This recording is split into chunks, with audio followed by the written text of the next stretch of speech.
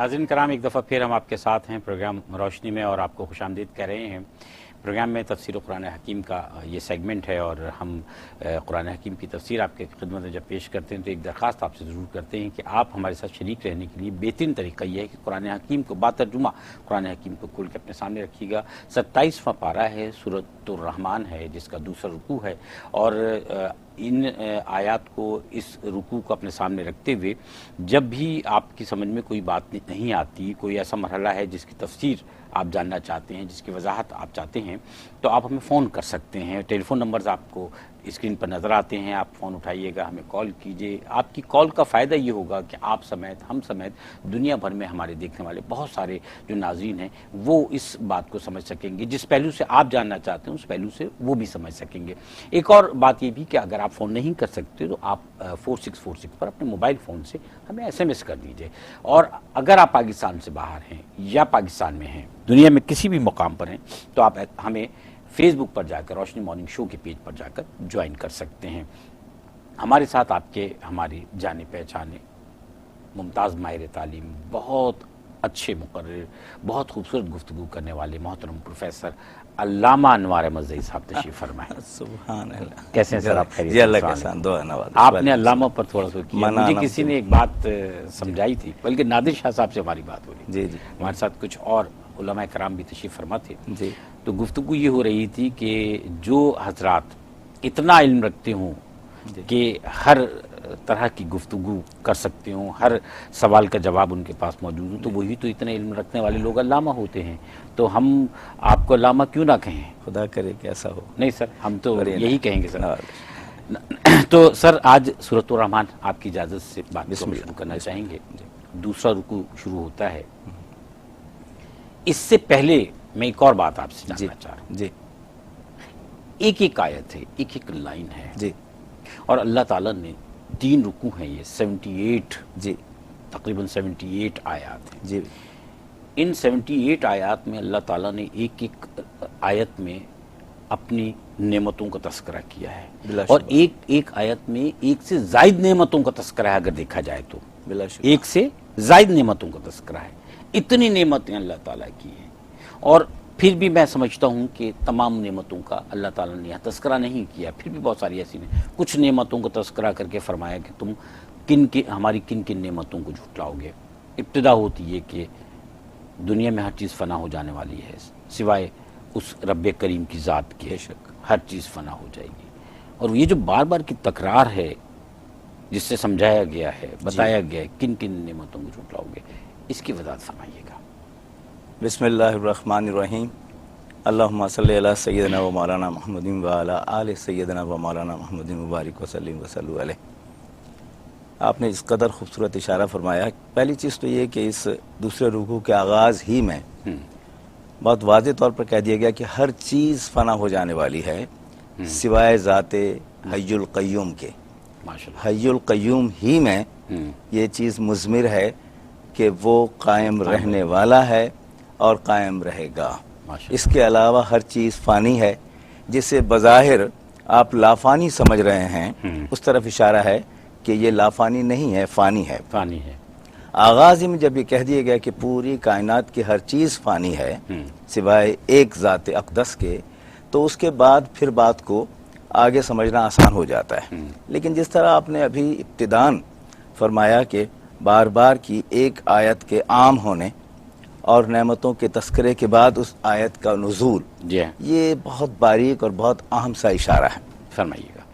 میں یہاں یاد کروں، دیکھیے یہ وہ سورہ مبارکہ ہے کہ جس کے مخاطب اللہ رب العزت مخاطب ہیں، جس کے مخاطب انس و جن دونوں ہیں بیک وقت۔ ایک تو یہ بات، دوسری یہ بات بھی کہ حدیث مبارکہ ہے کہ ایک مرتبہ حضور انور صلی اللہ تعالیٰ علیہ وآلہ وسلم نے، اور یہ حدیث حضرت عبداللہ بن عمر رضی اللہ تعالیٰ عنہ سے مروی ہے، حضور اکرم صلی اللہ تعالیٰ علیہ وآلہ وسلم نے یہ سورہ مبارکہ تلاوت فرمائی، تو پھر آپ نے مخاطبین کو مخاطب کر کے کہا کہ تم نے ویسا حسین جواب نہیں دیا جیسا کہ انہوں نے دیا تھا۔ اچھا، تو پوچھا کہ کنہوں نے؟ تو آپ نے فرمایا کہ جنہوں نے، جنہوں نے۔ اچھا، تو پھر انہوں نے پوچھا کہ کیا دیا تھا جواب؟ تو انہوں نے کہا یہ کہا تھا کہ ہم اپنے رب کی کسی نعمت کو نہیں جھٹلاتے۔ اب اس کا مطلب یہ ہوا کہ وہاں سے جواب آ رہا ہے، یہاں سے جواب کی تلقین ہو رہی ہے۔ تو آپ ایک تو یہ چیز نوٹ کریں گے۔ دوسری ایک بہت اہم، بہت باریک بات یہ ہے کہ یہ جو فَبِأَيِّ آلَاءِ رَبِّكُمَا تُكَذِّبَانِ ہے، اس میں 3 لفظ ایسے ہیں جو بہت توجہ طلب ہیں۔ ان میں سے ایک لفظ آلائے، دوسرا تکذبان آخر میں، اور تیسرا درمیان میں ربکما۔ میں یہاں عرض کروں، لوگ جانتے ہیں، اعادے کے لیے، حصول برکت کے لیے میں عرض کر رہا ہوں کہ دیکھیے اس میں ربکما اور تکذبان دونوں تثنیہ ہیں۔ اچھا، تثنیہ کی صیغے ہیں۔ عربی زبان میں دوسری زبانوں سے بالکل برخلاف ایک کے بعد اگر 2 ہوں تو جمع نہیں ہوتی، وہ تثنیہ ہوتا ہے۔ انگریزی اور اردو اور سندھی سب میں سنگولر پلورل، واحد جمع، لیکن یہاں واحد کے بعد اگر 2 ہیں تو تثنیہ، 2 سے زیادہ ہیں تو جمع۔ اچھا، تو یہاں ربکما اور بٹوین تکذبان اور امنگ جس کو ہم کہتے ہیں، بٹوین اینڈ امنگ۔ میں ایک وقفے پہ جانا چاہتا جی ہوں پلیز، آپ کی اجازت۔ جی ناظرین کرام حاضر ہوتے ہیں انشاءاللہ، ہمارے ساتھ رہیے گا۔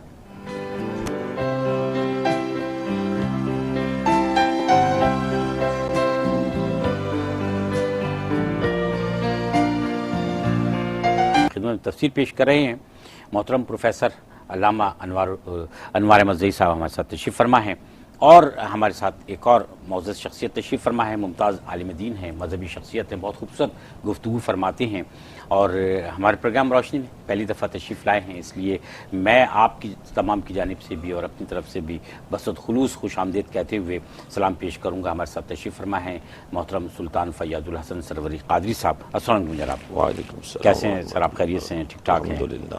الحمدللہ۔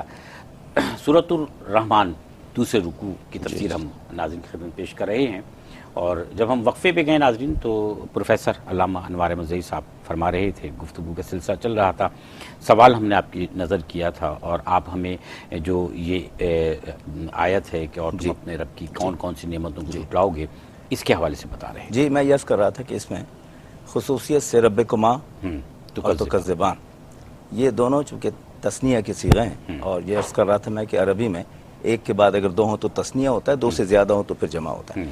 تو اس اعتبار سے ربکما یعنی تم دونوں کا رب، اور تکذبان تم دونوں جھٹلاؤ گے۔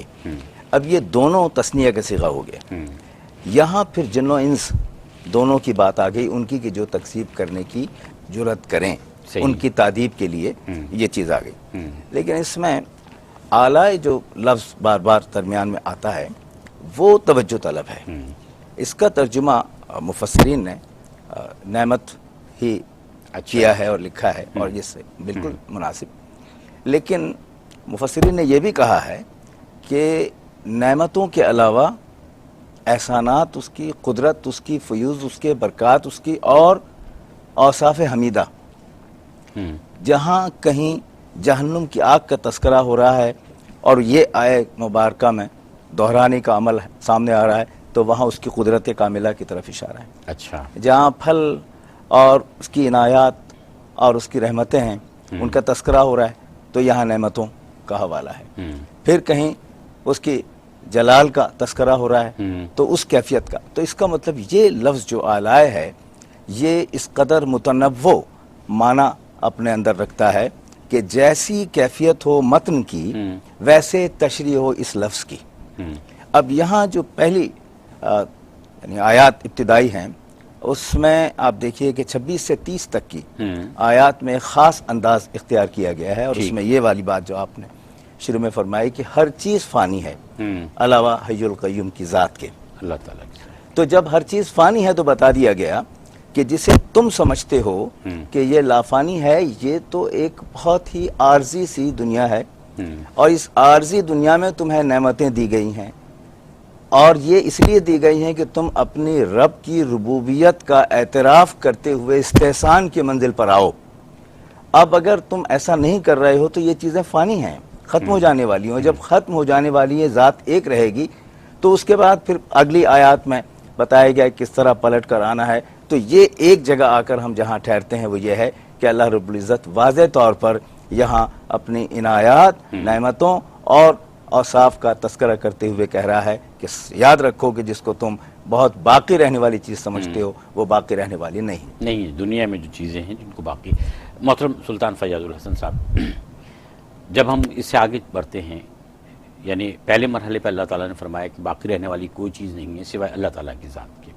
اس کے بعد اللہ تعالیٰ فرماتا ہے کہ زمینوں اور آسمانوں میں جو بھی ہیں وہ اپنی حاجتیں اللہ تعالیٰ سے ہی مانگتے ہیں، اور اللہ تعالیٰ ہر آن نئی شان کے ساتھ موجود ہے. پھر اس کے بعد اور تم دونوں یعنی جن اور انسان، تم دونوں اللہ تعالیٰ کی کون کون سی نعمتوں کو چھٹلاؤ گے؟ ایک تو یہ کہ زمین اور آسمان میں جو بھی لوگ ہیں وہ اپنی حاجتیں اللہ تعالیٰ سے مانگتے ہیں، اللہ تعالیٰ ہر لمحے ایک نئی شان کے ساتھ موجود ہے. پھر یہاں پر دوبارہ جو یہ تذکرہ ہوتا ہے اسی آیت کا کہ اور تم دونوں اللہ تعالیٰ کی کون کون سی نعمتوں کو جھٹلاؤ گے، تو پہلی آیت میں یا اس سے پہلی کی آیتوں میں جب اس آیت کا تذکرہ ہو رہا ہے تو کیا یہاں مفہوم تبدیل ہو جاتا ہے؟ کیونکہ بار بار اس مفہوم کی تکرار ہے. فرمائیے گا. بسم اللہ الرحمن الرحیم. سورہ رحمان کے اندر بار بار جو یہ تذکرہ ہے جی کہ تم اپنے پروردگار کی کس کس نعمت کو ٹھکراؤ گے، جی اور اس پوری تخلیقات کے اس نیٹ ورک میں جی جی یہاں تو انسان اور جن دونوں کو مخاطب کیا گیا، لیکن فوکس انسان پر کیا گیا. اچھا. خلیفۃ اللہ فی الارض بھی انسان کو بنایا گیا، اور نبوت کا جتنا حسن ہے، یعنی ہدایت کا جو نور اللہ اپنی بارگاہ سے اپنے بندوں تک، اپنی مخلوق تک پہنچانا چاہتا ہے، وہ نور نبوت پہ اس نے جلوہ گر کیا، اور یہ نور نبوت بھی انسانی وجود کا حسن ہمیں نظر آتا ہے. صحیح.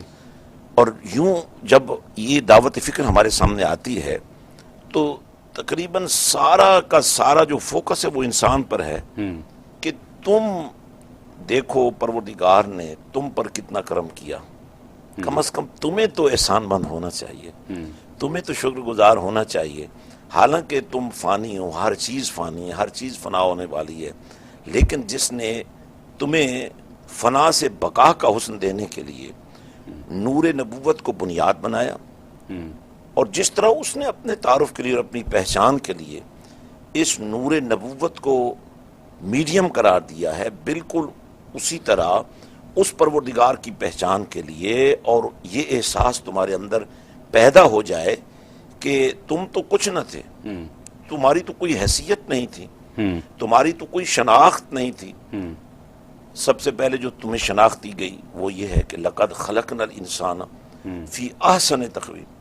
حالانکہ فرشتے نور سے بنے ہیں، جن آگ سے بنے ہیں، اور یہی وہ بنیاد تھی جس پر جن نے دعویٰ بھی کیا کہ انا خیر منہ، لیکن فرمایا نہیں، بنانے والا تو میں ہوں، جس کو جو میں نے بنایا ہے میں بہتر جانتا ہوں، اس لیے تمہیں یہ تسلیم کرنا چاہیے کہ بہتر وہی ہے، اسی کے آگے تم نے اپنے آپ کو تعمیل کے لیے پیش کرنا ہے، کیونکہ تمہارے پروردگار کی منشا یہ ہے. اور یہ جو نئی شان کی بات ہو رہی ہے، اب دیکھیں 1,00,000 اور کئی ہزار انبیاء کرام تشریف لائے، ہر نبی میں اس کی شان ہمیں نظر آتی ہے. بلا شبہ کہیں ایک نبی آتا ہے تو وہ صفی اللہ ہے، دوسرا آتا ہے تو وہ روح اللہ، وہ نجی اللہ ہے، پھر آتا ہے تو وہ کلیم اللہ ہے، پھر آتا ہے تو وہ خلیفت اللہ ہے، پھر آتا ہے تو وہ روح اللہ ہے، اور پھر آنے والا ایک ایسا بھی آیا جو حبیب اللہ ہے. یہ ہر، اور اس میں آپ دیکھیں ایک بڑی خاص بات یہ ہے کہ متوجہ یہ کیا گیا کہ حالانکہ اللہ تعالیٰ چہرے سے پاک ہے، وہ بے نیاز ہے اس بات سے، وہ جسم سے بے نیاز، وہ وجود سے بے نیاز، لیکن یہاں کہا کہ اے حبیب صلی اللہ علیہ وسلم، آپ کے رب کی یہ جو نئی شان سامنے آ رہی ہے اور یہ جو چہرے کا ذکر ہے، دراصل اللہ تعالیٰ کو تو کوئی دیکھ نہیں سکتا، اب کسی نے دیکھنا ہے تو انہی میں سے دیکھے گا جن کو اس نے اس شان کے ظہور کے لیے جلوہ گر کیا. کیا بات ہے. تو ہم یہ سمجھتے ہیں کہ یہ سورہ رحمان جو ہے اور اس کے اندر بار بار نعمتوں کا ذکر ہے، اور یہاں بھی میں یہ توجہ مبذول کروانا چاہوں گا ناظرین کی بھی، اور ظاہر ہے کیو ٹی وی کا اپنا ایک معیار ہے، اور یہ نہیں کہ کسی ایک بستی یا کسی ایک محلے یا کسی ایک قصبے یا کسی ایک شہر یا کسی ایک ملک یا کسی ایک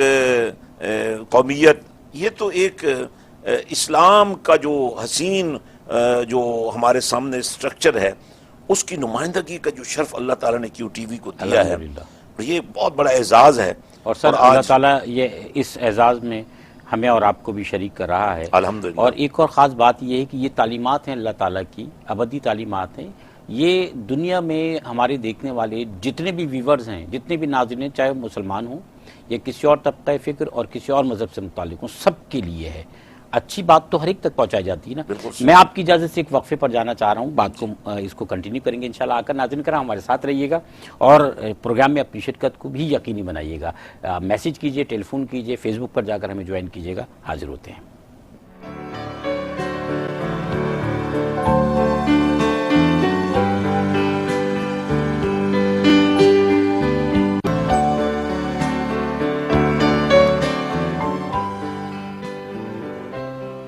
ناظرین کرام ایک دفعہ پھر ہم آپ کو خوش آمدید کہہ رہے ہیں. ہمارے ساتھ محترم پروفیسر علامہ انوار مزید صاحب تشریف فرمائے ہیں. محترم ہمارے ساتھ علامہ سلطان فیاض الحسن سروری قادری صاحب تشریف فرمائے ہیں اور گفتگو چل رہی ہے. علامہ صاحب فیاض الحسن قادری صاحب ہمیں بتا رہے تھے کہ اللہ تعالیٰ نے خاص کر انسان کو فوکس کرتے ہوئے، کیونکہ جتنے بھی انبیاء علیہ السلام اللہ تعالیٰ نے اس دنیا میں علیہم السلام اس دنیا میں مبعوث فرمائے، تمام انسان ہی ہیں اور اپنا نائب بھی بنایا. آپ کی گفتگو جاری تھی.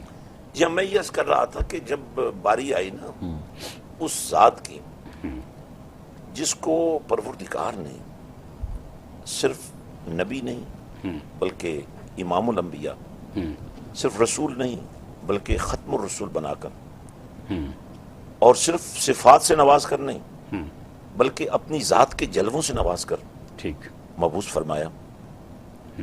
اور جب وہ ہستی ہمارے سامنے آتی ہے اور آنے سے پہلے ہم دیکھتے ہیں کہ عالم ارواح میں، ابھی تو آنے کا سامان ہو رہا ہے نا، عالم ارواح میں وَإِذَا خَذَ اللَّهُ مِيثَاقَ النَّبِيِّينَ لَمَا آتَيْتُكُم مِّن كِتَابٍ وَحِكْمَةٍ ثُمَّ جَاءَكُمْ رَسُولٌ مُصَدِّقٌ لِّمَا مَعَكُمْ لَتُؤْمِنُنَّ بِهِ وَلَتَنصُرُنَّهُ.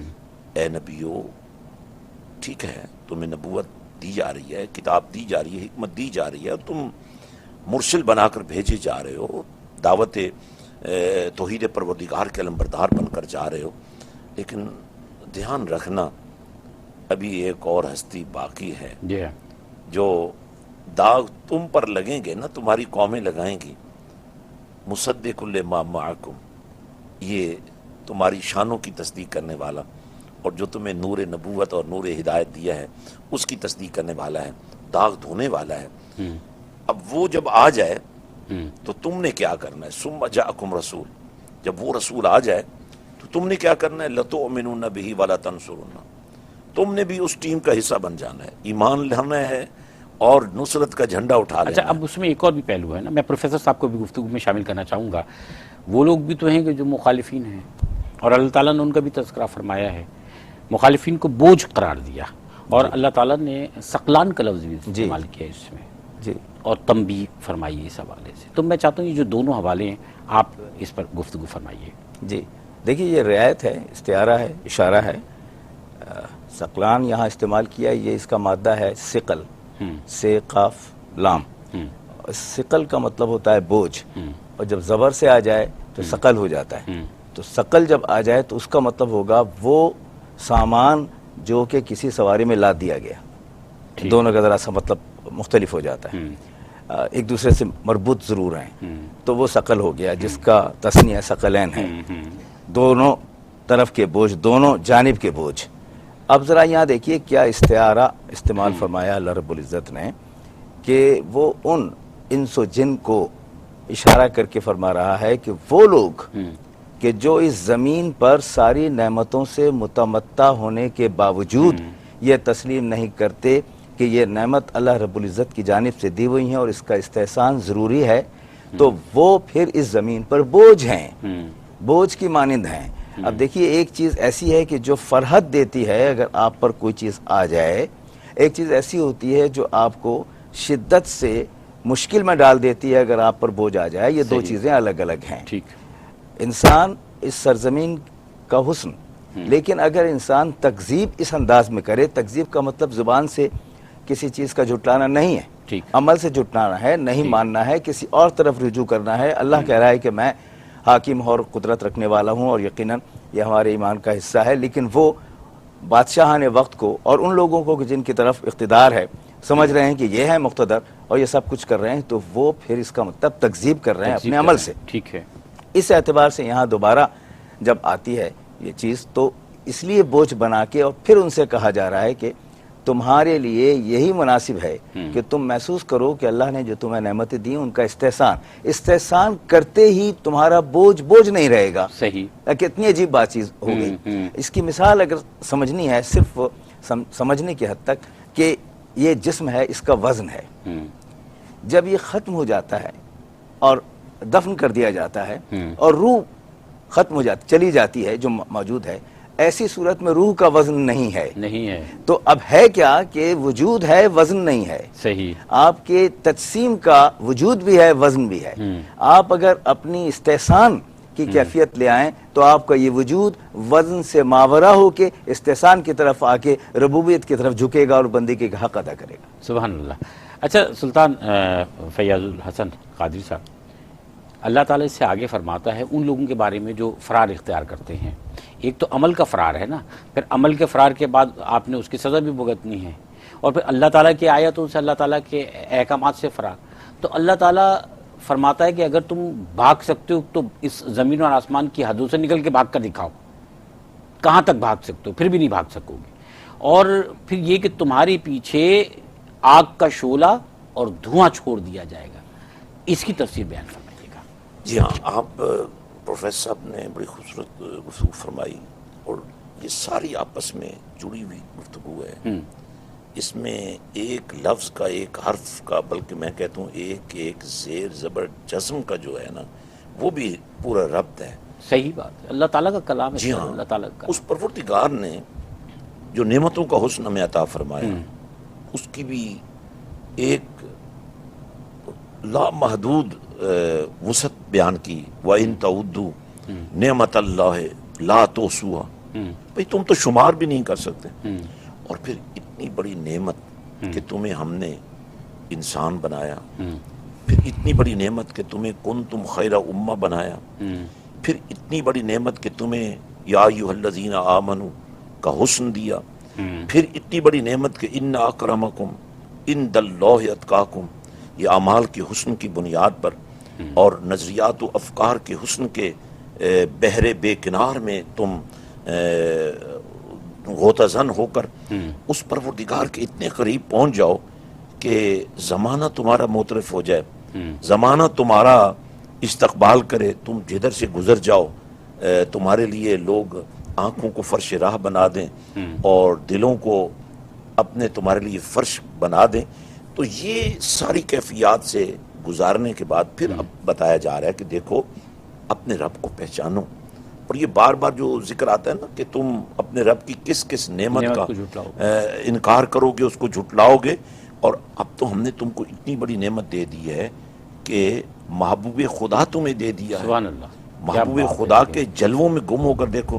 اب وہ شعر غور سے اس پر فوکس فرمائے نا کہ جب رسول اللہ صلی اللہ علیہ وسلم نے حضرت حسان بن ثابت رضی اللہ عنہ کو فرمایا کہ میرے ممبر پہ کھڑے ہو جاؤ اور میری حمد بیان کرو، اور انہوں نے جو حمد بیان کی، وَأَحْسَنُ مِنْكَ لَمْ تَرَ قَطُّ عَيْنِي وَأَجْمَلُ مِنْكَ لَمْ تَلِدِ النِّسَاءُ خُلِقْتَ مُبَرَّأً مِنْ كُلِّ عَيْبٍ كَأَنَّكَ قَدْ خُلِقْتَ كَمَا تَشَاءُ۔ اور یہ آپ غور فرمائیں کہ جتنی صحبتیں، نیک صحبتیں جتنی بھی ہیں وہ اپنی جگہ پر بڑی مسلمہ ہیں، لیکن نبیوں اور رسولوں کے بعد سب سے عزت والے لوگ کون ہیں؟ جنہیں صحبت مصطفیٰ کریم صلی اللہ علیہ وسلم نظر آئے۔ اور جب ہم ان کی زندگیوں کو دیکھتے ہیں، فاقے نظر آتے ہیں، پیمن لباسوں کو نظر آتے ہیں، بلکہ میں ایک پڑھ رہا تھا حدیث پاک کے ایک مہمان بن گیا مسجد نبوی میں نا آشنا شخص، تو جب ظاہر مسجد نبوی میں آیا تو مہمان مصطفیٰ بن گیا نا۔ یہی وہ ماحول ہے جو آج ہم نے کریٹ کرنا ہے، اور آج بھی اگر آپ رمضان میں مدینہ شریف چلے جائیں تو سحری و افطاری میں ایسے لگتا ہے جیسے خود رسول اللہ صلی اللہ علیہ وسلم یہ سب کچھ جلوہ گری فرما رہے ہیں۔ تو اس مہمان کو سرکار نے اس طرح پسند فرمایا کہ فرمایا میرے جاؤ میرے حجروں پر دستک دو، میرے کسی گھر میں کچھ ہے کھانے کو. تھوڑی دیر کے بعد اطلاع ملی کہ آج ہر حجرے میں فاقہ ہے. پھر رسول اللہ صلی اللہ علیہ وسلم نے اپنے صحابہ سے مخاطب ہو کر فرمایا بھئی کوئی مہمان بنا سکتا ہے؟ سب نگاہیں جھک گئیں، لگتا تھا کہ آج سب فاقے سے ہیں. پھر ایک صحابی کھڑے ہوئے حضرت ابو طلحہ انصاری رضی اللہ عنہ، اور انہوں نے عرض کیا یا رسول اللہ صلی اللہ علیہ وسلم مہمان مجھے دے دیجئے. لے گئے، گھر پہنچے، پتہ چلا صرف بچوں کے لیے تھوڑا سا کھانا ہے. انہیں سلا دیا، دسترخوان بچھا دیا، لیکن کھانا اتنا نہیں تھا کہ مہمان اور میزبان مل کر کھاتے. اب دسترخوان پر دونوں بیٹھ کے دیا بجھا دیا، مہمان کھاتا رہا، میزبان منہ ہلاتا رہا. اور نماز فجر پر جب بارگاہ رسول صلی اللہ علیہ وسلم حاضر ہوئے تو اللہ کے پاک رسول صلی اللہ علیہ وسلم نے فرمایا کہ ابو طلحہ تمہیں مبارک ہو، تمہارے حق میں قرآن کی آیت کا نزول ہو چکا ہے کہ خود حاجت رکھتے ہیں لیکن اپنی حاجتوں کو لوگوں کی حاجتوں پر قربان کر دیتے ہیں. یہ وہ اس حصہ قرآن میں جو ابھی پروفیسر صاحب فرما رہے تھے کہ وہ زمین پر بوجھ نہیں ہوتے ہیں. کیوں نہیں ہوتے ہیں؟ کہ وہ ایمان کے اعلیٰ ترین معیار پر پہنچ جاتے ہیں. اور سر ایک بہت اچھی بات یہاں پر بھی تو ثابت ہوا نا کہ مہمان جو ہے رحمت ہوتا ہے. اس سے بڑی رحمت کیا ہوگی کہ قرآن حکیم میں تذکرہ ہو گیا میزبان کا. ایک چھوٹے سے وقفے پہ جانا چاہوں گا آپ کی اجازت سے. حاضر ہوتے ہیں ناظرین کرام، ہمارے ساتھ رہیے.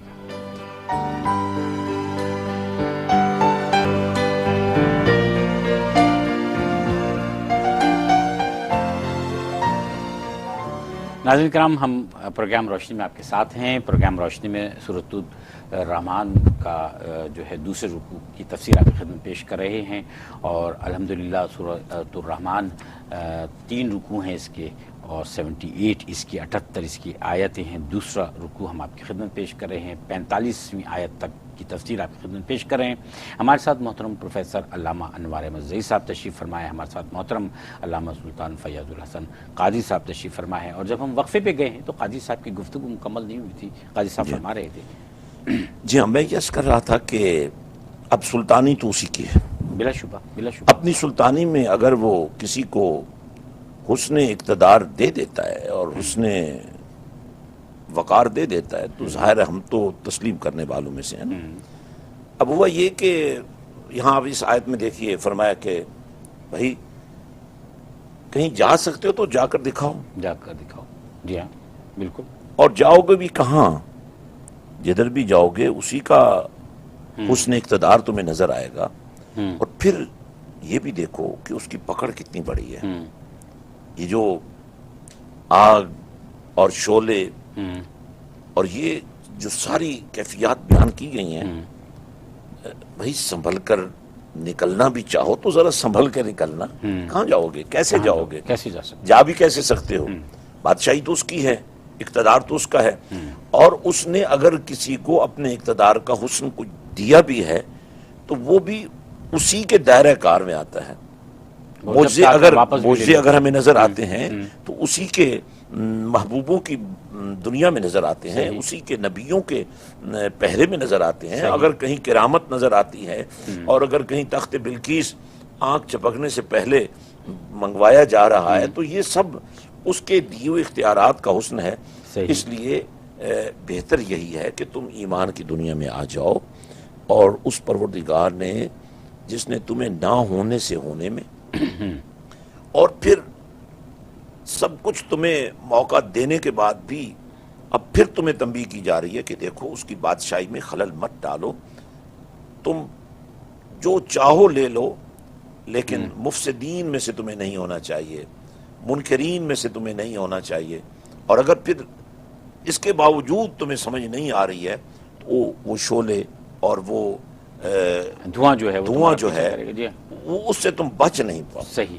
اچھا پروفیسر صاحب، اس کے بعد فرمایا گیا کہ تذکرہ ہوتا ہے اس روز کا جب انسان سے اور جنوں سے یا مخلوقات سے حساب لیا جائے گا. ہم اس کو روز حساب بھی کہتے ہیں، لیکن یہاں فرمایا یہ گیا ہے کہ انسانوں سے یا جنوں سے ان کے گناہوں کے بارے میں پوچھا نہیں جائے گا.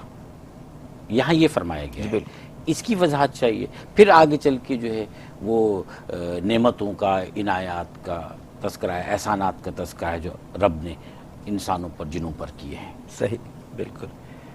اگر علامہ سے اجازت لے لوں تو ایک چیز میں عرض کر دوں کہ اس میں وہ جو دو لفظ آئے ہیں نا، ایک شعلے کا لفظ ہے بغیر دھوئیں کے، اور ایک لفظ ہے دھوئیں کا بغیر شعلے کے، اچھا، جس میں شعلہ اور دھواں کا ہے. جی جی.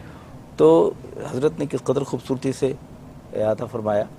اچھا، اس میں یہ ہے کہ شعلہ تم جانا چاہو گے جاؤ، اور پھر آگے یقین کے ساتھ کہا جا نہیں پاؤ گے، مطلب ہم جانتے ہیں نا.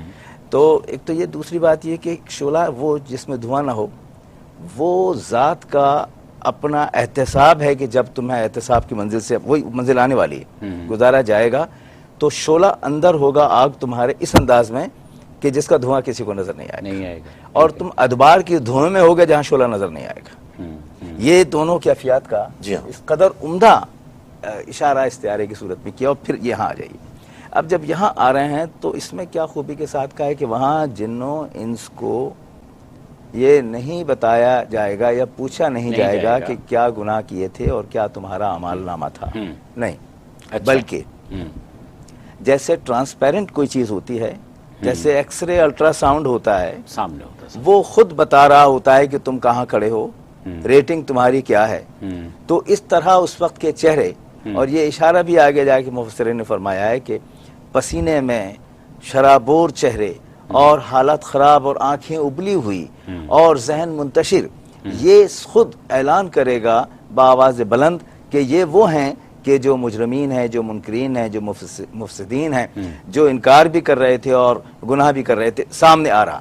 اور چہرے کا اطمینان، انبساط، خوشی، مسرت، امتنان، یہ جن چہروں پر، جن جسموں پر ہوگا، وہ اس طرح ہوگا کہ جو ظاہر کر رہا ہوگا کہ یہ وہ لوگ ہیں جو راہ مستقیم پر چل رہے تھے. جس کے سیدھے ہاتھ میں اعمال نامہ تھما دیا یہ تو ایک الگ چیز ہے. میں تو چہرے کی دیکھیے، یہ تو اعمال نامے کی منزل آئی نا، آ جانے کے بعد تو ڈکلیئر ہو گیا رزلٹ، لیکن رزلٹ کے ڈکلیریشن سے پہلے announcement of the date of the result جب آ رہی ہے، تو جو لوگ ہیں سمجھ رہے ہیں کہ ہم نے بہت اچھا کام کیا ہے، وہ اطمینان سے کل دیکھیں گے کہ کہاں ہے، اور دوسرے رات بھر جاگ رہے ہیں. تو یہ تو ایک میں نے دنیا کی مثال دی ہے. لیکن یہاں بھی عدالت تک میں جس نے جرم نہیں کیا ہوتا وہ اطمینان سے ہوتا ہے کہ یہ مجھ پر غلط الزام ہے. تو یہاں بھی وہی استعارہ استعمال کیا گیا ہے کہ ان کے چہرے، ان کی کوشش، ان کا انداز یہ بتائے گا، اس لیے کسی سے پوچھنے کی، بتانے کی. ایک تو یہ، دوسرے یہ کہ آگے اور دوسری صورتوں میں یہ بھی کہا گیا کہ اعضاء خود گواہ بنیں گے، وہ بتائیں گے. اور اس وقت یہاں جو یہ کہا جا رہا ہے کہ کن نعمتوں کو جھٹلاؤ گے، یہاں دیکھیے دو چیزیں واضح طور پر ہو گئی. ایک تو یہ کہ جب تم سے کہا جا رہا تھا وہاں کے نعمتیں ہیں، تم نہیں مان رہے تھے، اب بتاؤ جھٹلاؤ گے.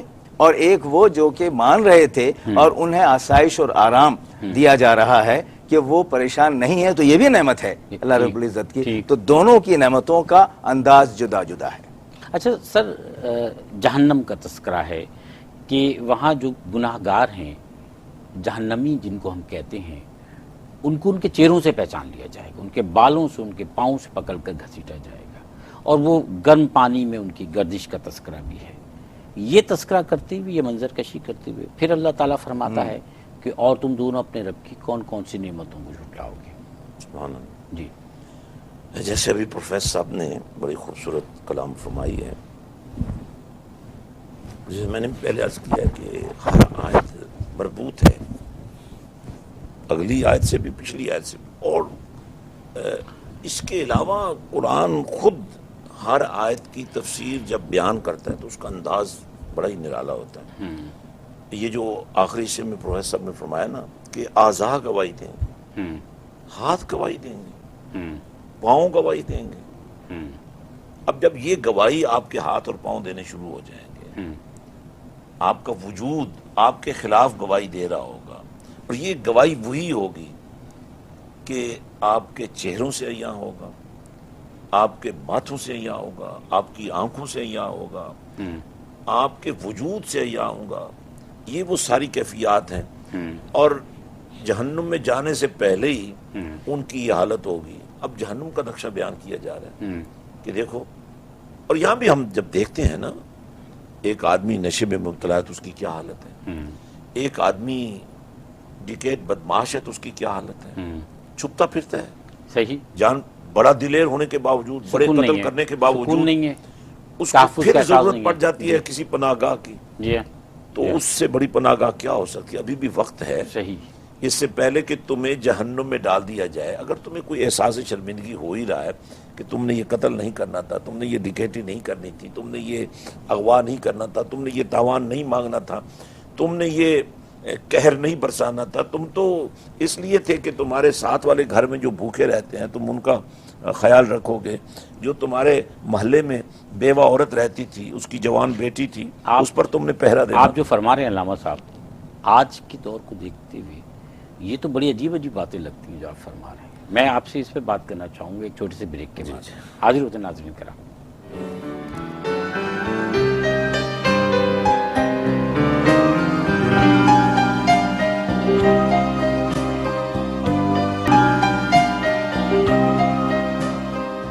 ناظرین کرام خوش آمدید. آپ کو ایک دفعہ پھر ہم اس پروگرام میں اپنے ساتھ شریک کرتے ہوئے دعوت دے رہے ہیں کہ آپ ایس ایم ایس کریں اور آپ فون کریں. مجھے احساس ہے اس بات کا کہ خوبصورت گفتگو میں میں آپ کے ایس ایم ایس کو پروگرام کا حصہ نہیں بنا سکا ہوں، لیکن آپ کو پتہ ہے کہ اس کے بعد کے سیگمنٹ میں جب ڈاکٹر حنیف سعید صاحب ہمارے ساتھ موجود ہوں گے اور آپ کے ایس ایم ایس اور ٹیلی فون کال ہی کا سلسلہ چل رہا ہوگا تو یہ کبھی بھی پروگرام میں پوری ہو جائے گی. تفسیر قرآن حکیم، اور اس سلسلے میں ہم تفسیر پیش کریں آپ کی خدمت میں سورۃ الرحمن کی، اور آج دوسرا رکوع ہے سورۃ الرحمن کا، جس میں ہمارے ساتھ محترم پروفیسر علامہ انوار احمد زئی صاحب تشریف فرما ہے، محترم علامہ سلطان فیاض الحسن قادری صاحب تشریف فرما ہے. وقفے پہ گئے تو میں نے جو گفتگو آپ فرما رہے تھے، اللہ تعالیٰ کے جو احکامات ہیں، اللہ تعالیٰ نے انسان کو جس مقصد کے تحت پیدا کیا تو اس کو سامنے رکھتے ہوئے، یعنی آپ نے تذکرہ کیا خاص کر حقوق العباد کا، اس کو سامنے رکھتے ہوئے چاہے وہ پڑوسی کے حقوق ہوں، دوسرے انسانوں کے حقوق ہوں، انسان کا جو ہے وہ نیکی کی طرف راغب ہونا ہے، یہ سب چیزیں جو ہیں مجموعی طور پر ہمیں معاشرتی اعتبار سے، سماجی اعتبار سے آج مفقود نظر آتی ہیں.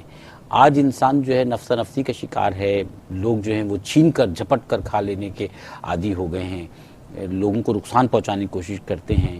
ہم اجتماعی طور پہ نہیں کہہ رہے ہیں لیکن اکثریتی طور پر ہمیں بہت سارے ایسے معاملات نظر آ رہے ہیں کہ لوگوں میں کچھ ایسی اخلاقی پہلو ہیں جو ہمیں دین نے سکھائے لیکن اس کی کمی نظر آتی ہے.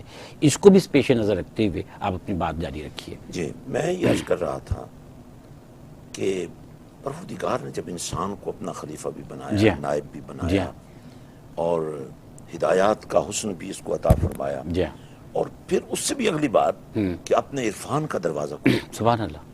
جی کنت کنزا مخفیا فاحببت ان اعرف فخلقت الخلق. بھائی یہ جو تمہیں خلق کیا ہے، یہ جو تم تخلیقات کا حسن بنے ہو، ذرا سوچو تو صحیح نا. ہماری بارگاہ تک پہنچنا کوئی چھوٹی سی بات ہے؟ کوئی نہیں، کوئی ذریعہ ہی نہیں تھا. ہم نہ چاہتے تو کیسے ممکن تھا؟ اب اس چاہت کو پورا کرنے کے لیے ہم نے یہ دیکھا کہ اس پروردگار نے اپنی عبادات کا حسن جو عطا کیا اس کے ساتھ یہ بھی فرما دیا کہ دیکھو مجھے سجدہ کرنا تمہیں نصیب ہو جائے تو ہمیں بہت اچھا لگے گا، ہمارے لیے فاقہ کرو گے تو ہمیں بہت اچھا لگے گا، لیکن اگر کسی فاقہ کش کے فاقوں کا احساس تم نے کر لیا، اور میں اپنے رسول صلی اللہ علیہ وسلم پر قربان جاؤں جن کی زندگی بے شمار ایسی مثالوں سے بھری پڑی ہے صحیح کہ آپ کی بارگاہ میں آنے والا. اور میں یہاں ایک چھوٹا سا تذکرہ کرنا چاہتا ہوں جس سے میری بات میں بڑا وزن پیدا ہو جائے گا. اور یہ بالکل وہ جو ہمارے ہاں خدمت خلق کا ایک سلسلہ اس سے بھی ہٹ کر ایک نیا انداز ہوگا کہ قیدی پیش کی جا رہے رسول اللہ صلی اللہ علیہ وسلم کی بارگاہ میں. اور اتفاق یہ کہ آج ان قیدیوں میں قبیلہ طے کے سردار جو اپنے وقت کا سب سے بڑا سخی تھا حاتم طائی، اس کی بیٹی جمع سال بیٹی بھی ان قیدیوں میں شامل تھی. اور جب اس کو پیش کیا گیا، یا اس کی خوش نصیبی یا مولا کا کرم کہ اس کا سر ننگا تھا. اچھا. اب رسول پاک صلی اللہ علیہ وسلم نے جب اس کو ننگے سر دیکھا تو غیرت رسول بے قرار ہو گئی، اپنی مزمل والی چادر اتاری اور فرمایا اس بیٹی کے سر پہ دے دو. کیا بات ہے. کہنے والوں نے کہا یہ عیسائی ہے، قیدی ہے. فرمایا نہیں، بیٹی بیٹی ہوتی، بیٹی بیٹی ہوتی. کیا بات ہے. اور جب یہی بیٹی اپنے دل میں ایمان کے نور کو سجائے واپس جا رہی تھی، کلمہ بھی نہیں پڑھا لیکن بہت کچھ لے کے جا رہی ہے، کیونکہ جب رسول اللہ صلی اللہ علیہ وسلم کی بارگاہ میں عرض کیا گیا کہ یہ تو حاتم طائی کی بیٹی ہے، تو آپ نے اس کی سخاوت کے احساس کو لوگوں میں اجاگر کرنے کے لیے فرمایا کہ ہم نے اس کو بھی آزاد کیا، اس کے ساتھ جتنے قیدی اس قبیلے کے ان کو بھی آزاد کیا، زیادہ سفر بھی دیا جائے، ان کو باخیریت عافیت وہاں پہنچایا جائے۔ اب وہ بیٹی جب اپنے گھر میں پہنچی، وہ بہن جب اپنے گھر میں پہنچی، تو اس کا بھائی عدی بن ہاشم، جی ہاں، صحابی جی ہاں، رسول صلی اللہ علیہ وسلم، انہوں حاتم، نے بہن سے ایک سوال کیا، جی اور یہ وہ سوال ہے، میں سمجھتا ہوں اگر ہم غریب پروری کا اور حقوق کے ادائے کرنے کا جو سارا حسن ہے وہ اس میں لے آئیں تو میرا خیال ہے ہماری بہت ساری منزلیں آسان ہو جائیں گی۔ صحیح۔ جس سکون کی ہمیں تلاش ہے، جس امن کی ہمیں تلاش ہے، اگر ہم نے اس قوم کی غریب بیٹیوں کو جو اس وقت تعلیم حاصل کرنے کی استطاعت نہیں رہتی، کیونکہ اس وقت تو ایجوکیشن بھی بزنس بن گیا ہے نا، بلا شبہ صحیح کہہ رہے ہیں۔ پرائیویٹ سیکٹر نے بہت کام کیا ہے، لیکن جو معیار کردار کا ان کو دینا تھا وہ نہیں دے پا رہے۔ سر جو تنخواہ دار لوگ ہیں ان میں سے بہت سے لوگوں کی 70%، بعض کی 50% تو سیلری بچوں کی ایجوکیشن میں چلی جاتی ہے۔ اور پھر کیا ہوتا ہے، جی، جو تعلیم حیا کی چاہیے وہ تو نہیں ہے، جو وفا کی چاہیے وہ بھی نہیں ہے۔ جی ہاں۔ تو یہ جب گھر میں داخل ہوئی نا تو بھائی نے سوال کیا کہ گھر سے تو عزت والی گئی تھی نا، کیا واپس اسی طرح عزت والی بن کے آئی ہو یا عزت گنوا بیٹھی ہو؟ جو اس نے جواب دیا، میں سمجھتا ہوں کہ اگر کیو ٹی وی کے ناظرین میں سے کوئی ایک بھی میری بات کو سمجھ لے، اور یہاں پروفیسر صاحب میں ان کی طرف بھی آنا چاہ رہا ہوں، ماہر تعلیمات ہیں، فرمائیے گا، اور یہ اس بات کو اور زیادہ ایلیبوریٹ کر سکتے ہیں کہ اس بیٹی نے، اس بہن نے اپنے بھائی کو کیا جواب دیا۔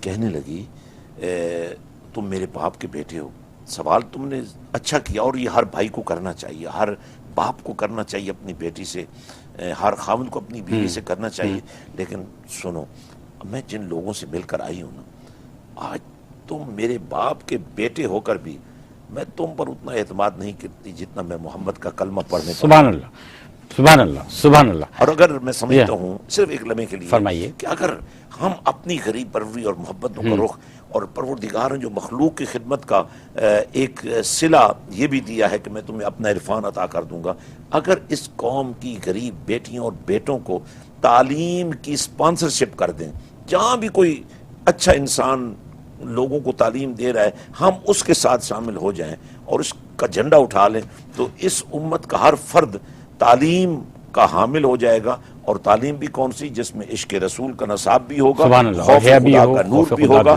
اور جہنم سے بچنے کا جذبہ بھی ہوگا، اور رب کے دربار میں پیش ہونے کا حسن بھی ہوگا۔ سبحان اللہ۔ میں چاہتا ہوں پروفیسر صاحب کہ جتنی گفتگو ہوئی دوسرے رکوع کا جو نفس مضمون ہے اس کو سامنے رکھتے ہوئے آپ اس کا احاطہ فرمائیے گا۔ جی، میں ایک تو یہ عرض کروں کہ جس طرح آپ نے ابھی فرمایا، اس لیے کہ اس تناظر میں گفتگو ضروری ہے رکوع کے تعلق سے، جی، تو اس میں جو ایک اشارہ ابھی تھا نا کہ بالوں سے پکڑ کر کھینچے جائیں گے، یہ منظرنامہ یوں ہی نہیں ہے، اس کی حکمت یہ ہے کہ بتا دیا جائے کہ اس دنیا میں جو چیزیں تمہیں ناپسندیدہ لگتی ہیں اسی تناظر میں اپنے آپ کو زندگی میں دیکھو کہ جو دوبارہ دی جائے گی وہاں ہوگی سزا کے طور پر۔ سزا۔ اچھا، اس میں یہ بتایا گیا ہے کہ اس وقت ایک کیفیت ہوگی ان لوگوں میں، پیاس کی شدت کی کیفیت، اور وہ جب پیاس کی شدت کی کیفیت میں ہوں گے تو انہیں بالوں سے پکڑ کر گھسیٹا جائے گا اس طرف جہاں کے پانی ہے، اور وہ خود بھی چاہیں گے، چونکہ اس میں کیفیت نہیں ہوگی نا خود جانے کی، تو خود بھی چاہیں گے کہ وہاں جائیں، اور جب وہاں جائیں گے تو کھولتا ہوا پانی ان کے سامنے ہوگا، اور ایک طرف پیاس ہے، کھولتا ہوا پانی ہے، وہ بھی پینے کی یہ کوشش کریں گے اور پیئیں گے، پھر بھی ان کی پیاس نہیں مٹے گی، واپس آئیں گے۔ تو یہ جو ایک کیفیت ہے اصل میں یہی وہ کیفیت ہے جس کی طرف اس پورے رکوع میں ایک خاص قسم کی تعدیب بتائی گئی ہے کہ اس تعدیب کے بعد تکذیب کرو گے کیا؟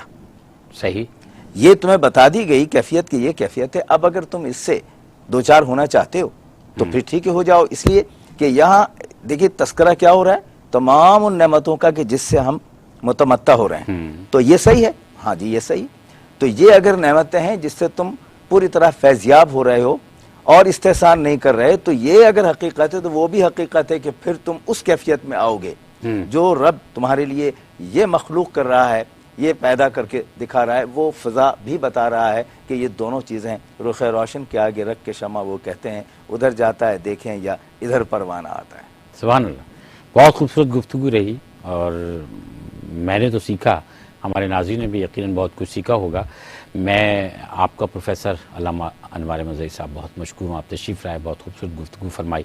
محترم علامہ سلطان فیاض الحسن سروری قادری صاحب، آپ پہلی دفعہ تشریف لائے ہمارے پروگرام میں، لیکن آپ کا آنا بہت اچھا لگا، بہت مشکور ہیں ہم آپ کے، ہمارے ناظرین نے آپ سے بھی بہت کچھ سیکھا ہوگا، آپ دونوں حضرات کا بہت شکریہ۔ اور ناظرین کرام، ہمارے ساتھ اب کاسمیٹولوجسٹ اینڈ ڈرمٹولوجسٹ ڈاکٹر حنیف سعید صاحب تشریف فرما ہوں گے اگلے سیگمنٹ میں، اور ہمیں یقین ہے کہ آپ ان سے بھی بہت کچھ جانیں گے، بہت کچھ سیکھیں گے، جیسے کہ ہمارا روٹین رہتا ہے۔ اگلے سیگمنٹ میں حاضر ہوتے ہیں ڈاکٹر حنیف سعید صاحب کے ساتھ، ہمارے ساتھ رہیے گا۔